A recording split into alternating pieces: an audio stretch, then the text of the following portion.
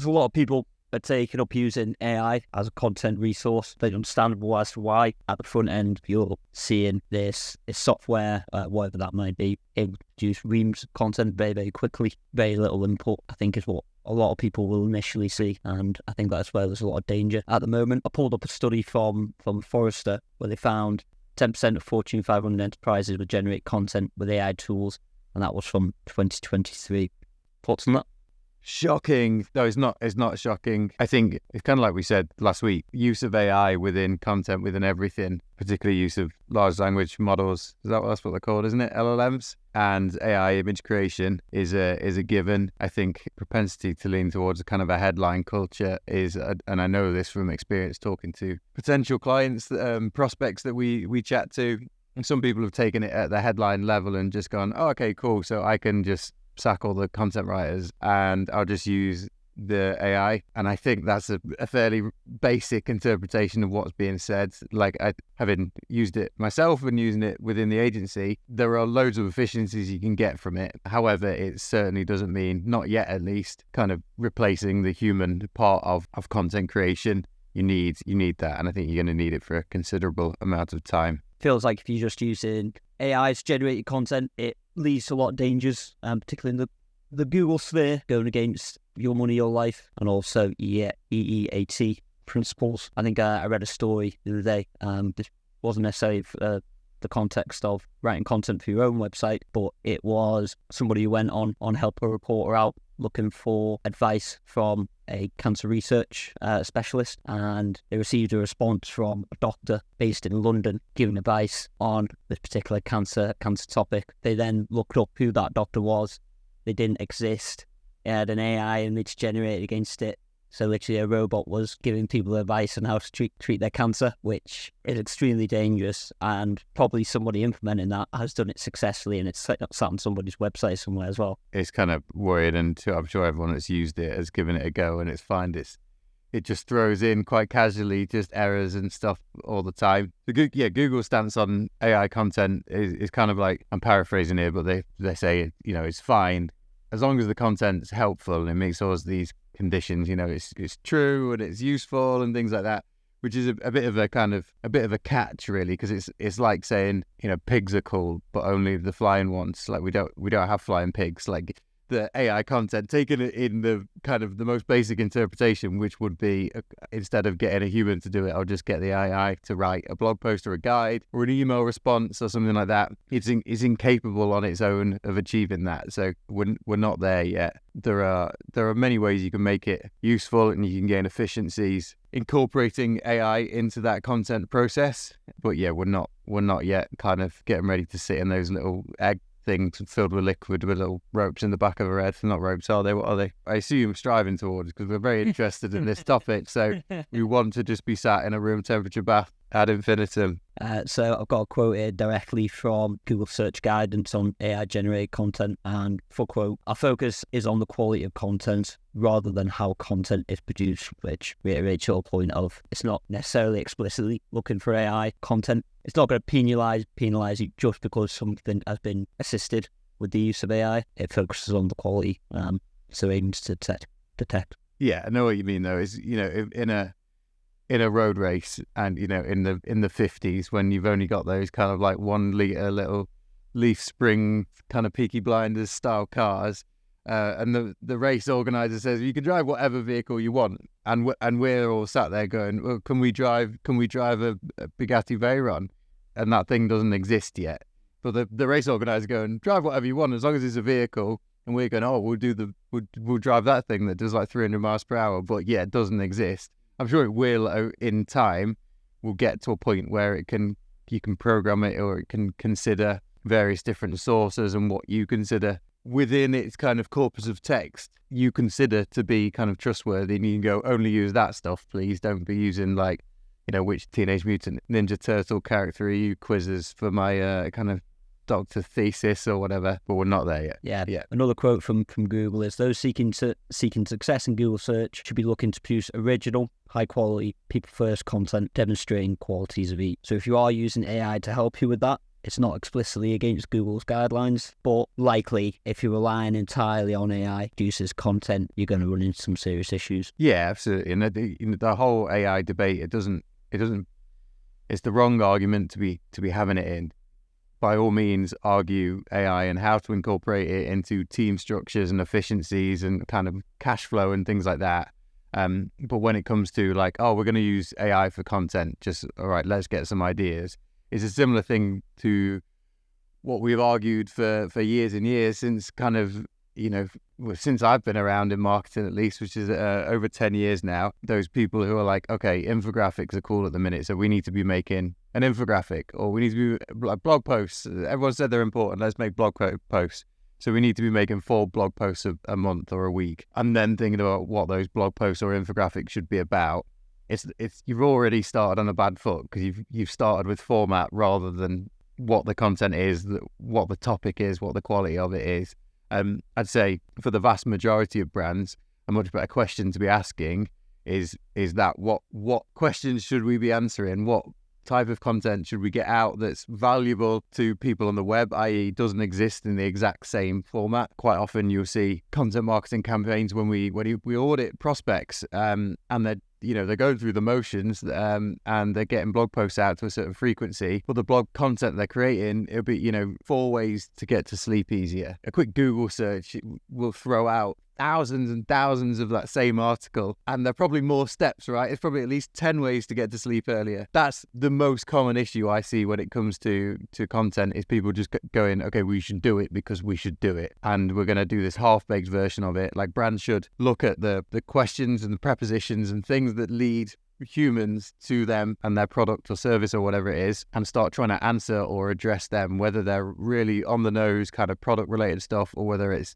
near market, I've got knee pain and not realizing there's a solution kind of thing to it.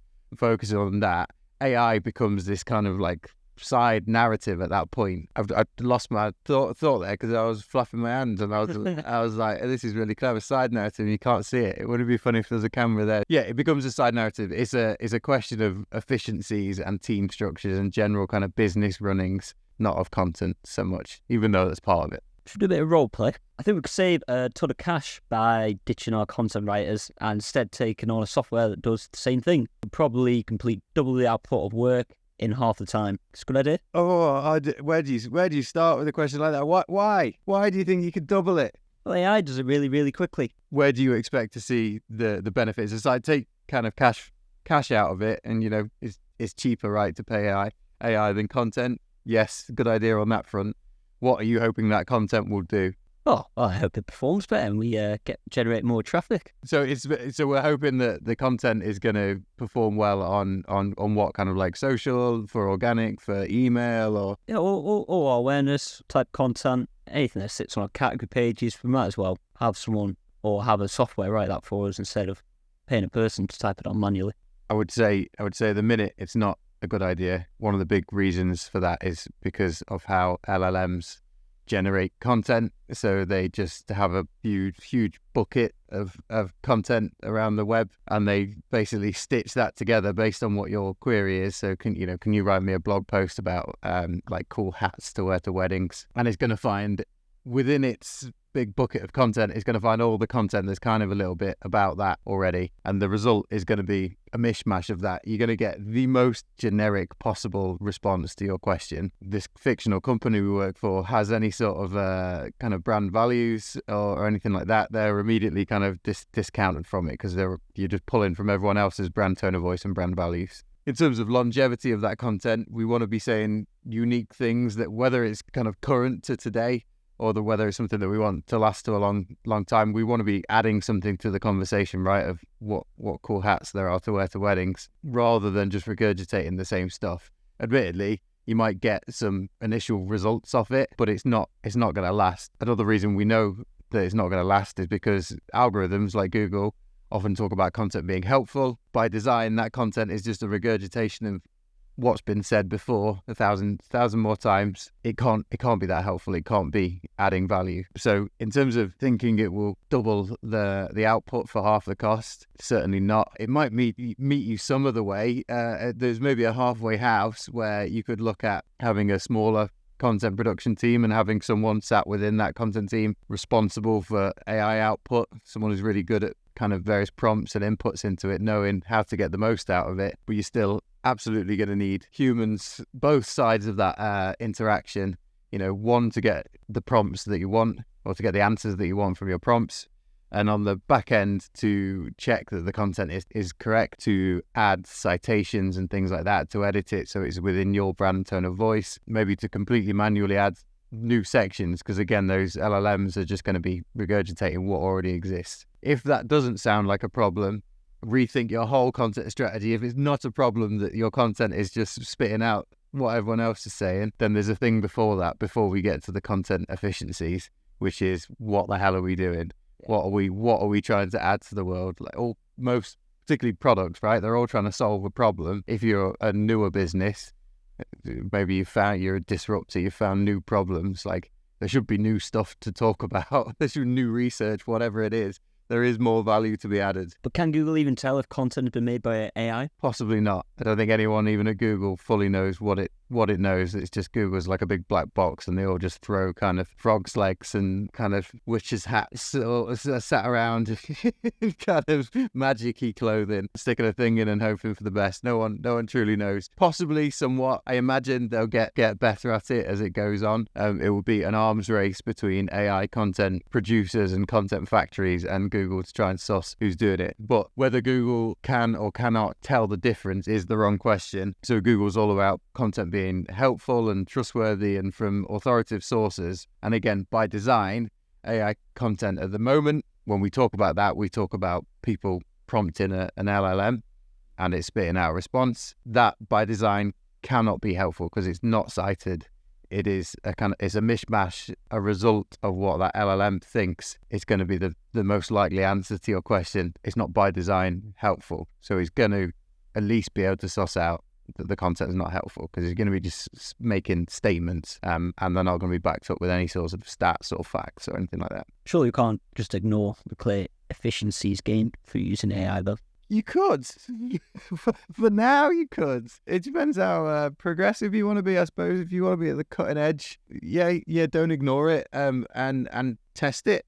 Test it. It might work. I certainly think it's worth bringing it in as thinking of it as a new member of your existing content team, where you're doing you're using it for various kind of smaller tasks, getting it to do the legwork on stuff. I like it for using it for kind of like logic problems and things like that. Again, you can't really you need to validate what it pulls out every single time, but incorporating it into an existing team that has experience within it, knows the principles of good writing for web, knows the principle of kind of citing your sources and all that good stuff. If you've got those people, bring it in and test, see if can you get more content out? Can each content person get through more stuff and have overall higher quality because they're having to spend less time on the plum work of just writing intros and meta descriptions and things like that, and more time testing cool stuff. What approach can we take going into this year, not shoot ourselves in the foot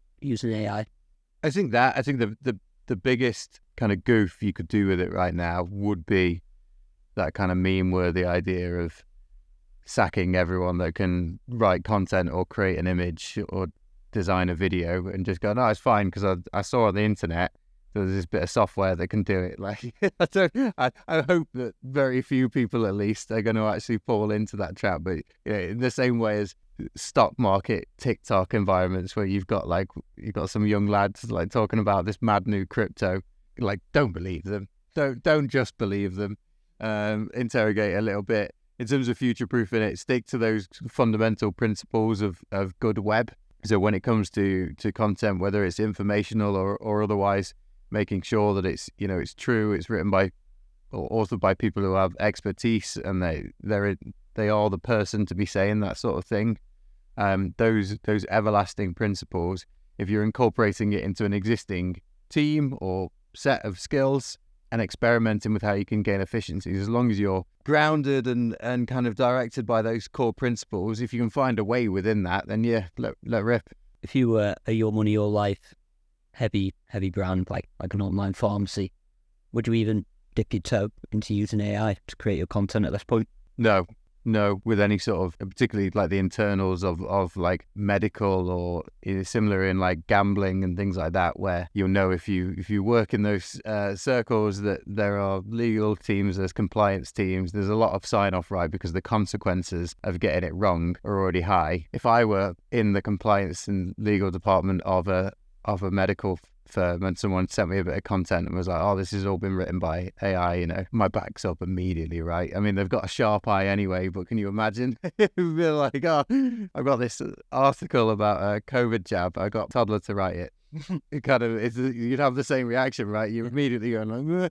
So the question is probably, is it going to be time saving? You're going to be giving the legal people more work. I don't think it'd take a rocket surgeon to figure out that solicitor is getting paid more hourly than a content writer, the person who you typically get in to write your blog posts and things like that. I don't think that's a cost saving equation when you play it out. Some stuff floating around, I think it was early 2023, about the SEO heist, where a founder of a agency essentially ripped the entire sitemap of a competitor's website, and then used AI prompts to generate something like 1,800 articles and steal about 3 million odd users worth of traffic. Got any views on that tactic? Do you remember that Verge article that said we're all content goblins that assume morals and good taste in favour of driving Lamborghinis around or something like that?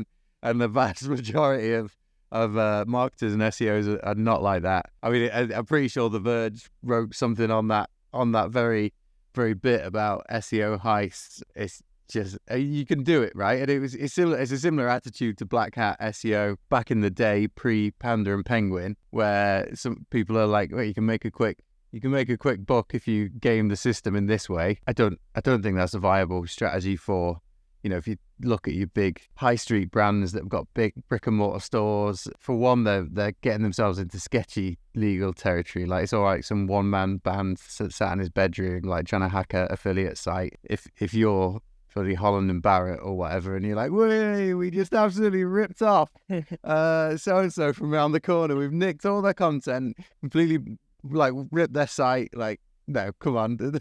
see you in court probably. But also, like, beyond the legalities of it, which I'm not that familiar with, but the longevity of that. Like, if you're a large business, like, yeah, quick wins are something to chase, right? But large businesses, it takes a lot of energy to get them to move in any particular direction. So generally, I would think people are going to be trying to get wins in marketing that are going to be somewhat lasting. If you do that, it's just going to get knocked over by an algorithm when they get smart enough to figure it out. Again, it's an arms race of Google trying to stop people gaming the system. Same with social platforms like Facebook and Instagram and all that. They're constantly trying to stop people gaming the system, and you'll always have software and people that are doing the reverse. So it just goes on and on and on. But yeah, big brands move slow. So I would think good logic would dictate that they're going to chase quick as wins as possible, but ones that are going to last more than 10 minutes. A talking head in the SEO space, Nick McElnuss, apologies for mispronouncing your second name there, actually did a follow-up late 2023 on this, and he's found that SEO Heist website, after some investigation, has absolutely plummeted in performance since, after spending pretty much a full year climbing in terms of organic traffic score. So the shot went in the foot in the end as well. Whether that Google have just seen this article floating around and intentionally gone a penalty on them, or is it their AI picking up that just completely rinsed the competitor's website? Either way, it hasn't played out well. You see the guy that was like, I've made loads of this, however much money off this essential scam that I've made. I think it was just traffic they spoke about. Right. I don't think it actually went into revenue gains. On the idea of, AI content as a thing should be appended to an existing content team, and the idea of experts being really necessary within that existing content team. So I did my own experiment using ChatGPT for blog posts and seeing what I could knock together of a load of informational stuff around mushrooms. That's one of my hobbies in my spare time is mushrooms. Interest. I'm interested in mushrooms. So I was like, okay, can I make a kind of like Mushipedia talking about all different kinds of mushrooms? And obviously from the jacket, bit of the old Fly Agaric, Amanita muscaria, that there's a lot of content existing around that. There's a lot of mythology and history surrounding it. So I tried that one first, and one of the paragraphs that it spat out was that it's that Amanita muscaria is poisonous and it's caused loads of deaths and blah blah blah. So if when I say expert, like if it's like Paul Stamets and like actual mushroom experts, I'm like more like mushroom interested kind of thing. I don't know loads about it, but that was it was just said, and technically this mushroom is poisonous. I can't remember whether it's ibotenic acid or the other one that is the poisonous element. But no one, so when one recorded death that was attributed to Amanita muscaria, and it's kind of been debunked that was at fault of it. So it can give you like fits, and it's unpleasant. I've been told to consume it, but it doesn't cause death, which is that sounds like we're splitting hairs here, but it's factually wrong. Even if you've been really predicting, you give it that one death. It's not plural. So just stuff like that. Like if I didn't personally know that detail about this particular kind of mushroom, and I was just a generic editor person that didn't know that much, I've been drafted in as a third party, and I'm just looking to see if it's written properly and it all kind of makes sense, I'm going to skip by things like that. And I think that's one of the things that AI content does all the time. It's the way, like how Ben Shapiro argues, it just sneaks in these little details that you really easy to gloss over and miss, but make something kind of factually flawed. So I think that the importance of the expertise within whatever topic it is you're talking about is really important. Might have a bet for the future. So AI is not that clever, given all the reasons we've discussed now. But in the future, webmasters essentially function as AI clerks. I think they kind of do now, right? They got a lot of particularly kind of one-man band startup-y types, and I imagine they do nothing else but mess around with different prompts, and then they go on to what they like stable diffusion images where you can get, it's like a load of people and you get to like spell certain words when you squint and things like that. So those old, it used to be in the paper all the time, they're like magic images where it was all like red and blue dots and you had to like squint to see what it was. Like a thing in like magazines and newspapers where it looked like a snowy TV screen. Yeah. And if you kind of looked at it in a weird way, I was rubbish at it. My auntie Kelly absolutely nailed every single one. Yeah. But she could never teach me how. But if you look at them a little bit funny, you can see this is like an image. So we've come all this way and we're using it to do the thing that didn't even make it in the papers. We'll be working in 300 years. We'll be just using it for word searches. Yeah. Maybe my brain works in a funny way, but in terms of like how can AI like improve bottom line, like what we're talking about is like scaling content. And again, the main issue for most businesses, the more kind of up to date ones are getting better at it. But still, for 90% of businesses, I've completely made that percentage up, but a large chunk of them, just the idea of like content and its use within the framework of like the web and digital marketing is still like the point that they're stumbling on. So we're still, we've got more tools and different ways of doing things. We're still kind of hiccuping on the idea of, having guides and demonstrating your expertise and kind of giving details on the individual product pages, creating awareness content to capture people at higher funnel stages before they realize that it's your product that they need, or deciding between you and a competitor and things like that. That is fundamentally, in terms of how businesses improve their profit margins, like via the internet, like do that, just understand the fundamentals of digital marketing, which requires content, unavoidably requires content. You've got young businesses that rely probably too much on the paid content side of things. And that you can get away with a limited amount of content there, particularly if you've got good price points and things like that. But as you mature, as the product becomes more complex, you just need content to exist within it. And I think again, that's the main point for everyone. For the advanced businesses that have really got that already, they are in a position to start playing around with, okay, we've got this working model, we understand content, we can make it useful so people actually want to consume it or read it or see it or whatever it is. How can we introduce AI to make it more efficient at that stage? They are the 1% of businesses at the minute